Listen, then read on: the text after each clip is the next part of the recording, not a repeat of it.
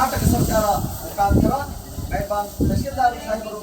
ತಹಶೀಲ್ದಾರ್ ಕಚೇರಿ ಹುದ್ದೆಬಾರ್ ಇವರಿಗೆ ನಾವು ಮನವಿಯನ್ನು ಸಮರ್ಪಿಸ್ತಾ ಇದ್ದೀವಿ. ಮಾನ್ಯರೇ, ನಾವು ಅಧ್ಯಕ್ಷರು ಸರ್ವ ಸದಸ್ಯರು ಬಸವ ಮಹಾಮನೆ ಸಮಿತಿ ಹುದ್ದೆಬಾರ್ ಮತ್ತು ಸಮಸ್ತ ಬಸವಪರ ಸಂಘಟನೆಗಳು, ಬಸವಾಭಿಮಾನಿಗಳು, ಬಸವ ಅನುಯಾಯಿಗಳ ಪರ ಕೊಡುವ ಮನವಿ ಏನೆಂದರೆ, ದಿನಾಂಕ 11/10/2025 ಮೊಬೈಲನ್ನು ವೀಕ್ಷಿಸುವ ಸಂದರ್ಭದಲ್ಲಿ ಮಹಾರಾಷ್ಟ್ರದ ಕೊಲ್ಹಾಪುರ ಜಿಲ್ಲೆಯ ಕನೇರಿ ಮಠದ ಶ್ರೀ ಅದೃಶ್ಯ ಕಾಳಸಿದ್ದೇಶ್ವರ ಸ್ವಾಮಿಗಳು ಸಾಂಗ್ಲಿ ಜಿಲ್ಲೆಯ ಜತ್ ತಾಲೂಕಿನ ಬೀಳೂರು ಗ್ರಾಮದಲ್ಲಿ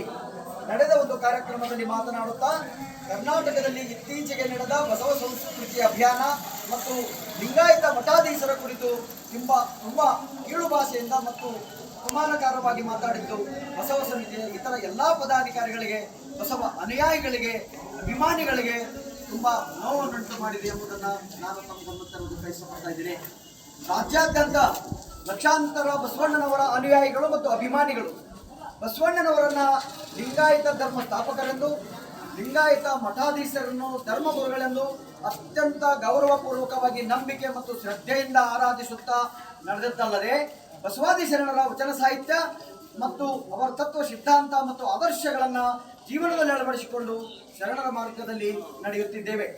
ಆದರೆ ಕನೇರಿ ಮಠದ ಶ್ರೀ ಅದೃಶ್ಯ ಕಾಳಸಿದ್ದೇಶ್ವರ ಸ್ವಾಮಿಗಳು ಆ ಒಂದು ಸಭೆಯಲ್ಲಿ ಸಭಿಕರನ್ನು ಉದ್ದೇಶಿಸಿ ಬಸವ ಸಂಸ್ಕೃತಿ ಅಭಿಯಾನವನ್ನು ಮುಖ್ಯಮಂತ್ರಿ ಕೃಪಾಪೋಷಿತ ನಾಟಕ ಕಂಪನಿ ಎಂದು ಈ ಅಭಿಯಾನದಲ್ಲಿ ಭಾಗವಹಿಸಿದ ಸಮಸ್ತ ಲಿಂಗಾಯತ ಮಠಾಧೀಶರನ್ನು ಕಲಾವಿದರೆಂದು ಹೇಳಿದ್ದಲ್ಲದೆ, ಲಿಂಗಾಯತ ಮಠಾಧೀಶರನ್ನ ಸೂಳೆ ಮಕ್ಕಳು, ಅವರಿಗೆ ಮೆಟ್ಟಿನಿಂದ ಹೊಡೆಯಬೇಕು, ಮೆಟ್ಟಿನಿಂದ ಹೊಡೆದರೂ ಕಡಿಮೆಯೇ ಅಂತ ಅತ್ಯಂತ ಹೀನ ಭಾಷೆಯಿಂದ ಸಮಾಜದಲ್ಲಿ ಅಶಾಂತಿ ಸೃಷ್ಟಿಸುವ,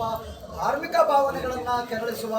ಅಪಮಾನಗೊಳಿಸುವ ಹೇಳಿಕೆ ನೀಡಿದ್ದು ಅದು ಇಡೀ ಬಸವ ಸಮುದಾಯದ ಬಸವ ಅನುಯಾಯಿಗಳ ಧಾರ್ಮಿಕ ಭಾವನೆಗಳಿಗೆ ತುಂಬ ನೋವುಂಟು ಮಾಡಿದೆ ಎಂಬುದನ್ನು ನಾನು ತಮ್ಮ ಗಮನಕ್ಕೆ ತರುವುದಕ್ಕೆ ಇಷ್ಟಪಡ್ತಾ ಇದ್ದೀನಿ. ಕಾರಣ, ಶ್ರೀ ಅದೃಶ್ಯ ಕಾಳಸಿದ್ದೇಶ್ವರ ಸ್ವಾಮಿಗಳು ಸಮಾಜದಲ್ಲಿ ಶಾಂತಿಯುತವಾಗಿದ್ದ ಜನರ ಮನಸ್ಸಿನಲ್ಲಿ ಧರ್ಮದ ಕುರಿತು ಬೀಜ ಬಿತ್ತಿ ಅವರ ಭಾವನೆಗಳನ್ನು ಕೆರಳಿಸಿ ಅವರಲ್ಲಿ ಅಶಾಂತಿಯನ್ನು ಉಂಟು ಮಾಡಿ ಸಮಾಜದಲ್ಲಿ ಸಂಘರ್ಷ ಗಲಭೆಗಳನ್ನುಂಟು ಮಾಡುವ ದುರುದ್ದೇಶದಿಂದ ಬಸವ ಸಂಸ್ಕೃತಿ ಅಭಿಯಾನವನ್ನು ಮುಖ್ಯಮಂತ್ರಿ ಕೃಪಾಪೋಷಿತ ನಾಟಕ ಕಂಪನಿ ಎಂದು ಆ ಅಭಿಯಾನದಲ್ಲಿ ಭಾಗವಹಿಸಿದ ಸಮಸ್ತ ಲಿಂಗಾಯತ ಮಠಾಧೀಶರನ್ನು ಕಲಾವಿದರೆಂದು ಹೇಳಿದ್ದಲ್ಲದೆ, ಲಿಂಗಾಯತ ಮಠಾಧೀಶರನ್ನ ಸೂಳೆ ಮಕ್ಕಳು, ಅವರಿಗೆ ಮೆಟ್ಟಿನಿಂದ ಹೊಡೆಯಬೇಕು, ಮೆಟ್ಟಿನಿಂದ ಹೊಡೆದರೂ ಕಡಿಮೆ ಅಂತ ಹೀನ ಭಾಷೆ ಬಳಸಿ ಇಡೀ ಬಸವ ಸಮುದಾಯದ ಮತ್ತು ಬಸವ ಅನುಯಾಯಿಗಳ ಧಾರ್ಮಿಕ ಭಾವನೆಗಳಿಗೆ ಧಕ್ಕೆ ತಂದಿದ್ದು ಅವರ ಮೇಲೆ ಪ್ರಕರಣ ದಾಖಲಿಸಿಕೊಂಡು ಸೂಕ್ತ ಕಾನೂನು ಕ್ರಮ ಕೈಗೊಳ್ಳಬೇಕೆಂದು ತಮ್ಮ ಮೂಲಕ ರಾಜ್ಯಪಾಲರಿಗೆ ಒತ್ತಾಯಿಸಲು ವಿನಂತಪೂರ್ವಕವಾಗಿ ತಮಗೆ ಈ ಮನವಿಯನ್ನು ಸಮರ್ಪಿಸುತ್ತಿದ್ದರೆ ತಾವು ಸ್ವೀಕರಿಸಿ ಮುಂದಿನ ಕ್ರಮ ಕೈಗೊಳ್ಳಬೇಕಂತೇಳಿ ನಾವೆಲ್ಲ ಬಸವಪರ ಸಂಘಟನೆ ಪರವಾಗಿ ತಮ್ಮಲ್ಲಿ ವಿನಂತಿ ಮಾಡಿಕೊಳ್ತಾ ಈ ಮನವಿಯನ್ನು ತಮಗೆ ಸಮರ್ಪಿಸ್ತಾ ಇದ್ದೀನಿ. ಬನ್ನಿ.